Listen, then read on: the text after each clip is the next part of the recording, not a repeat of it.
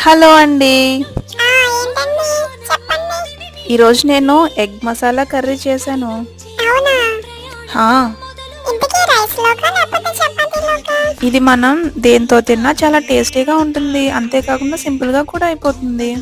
అవును.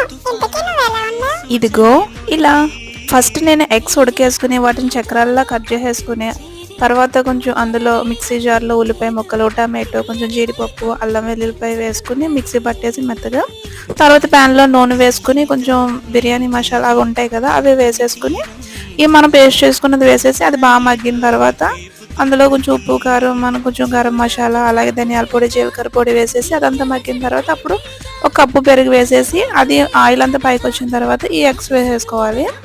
అంతే. దీన్ని బాగా మిక్స్ చేసేయకూడదు. మరి విడిపోతాయి మాట లోపల సొన ఉంటుంది కదా! అంతేనండి. ఆయిల్ అంతా పైకొచ్చిన తర్వాత కొత్తిమీర వేసుకుంటే రెడీ.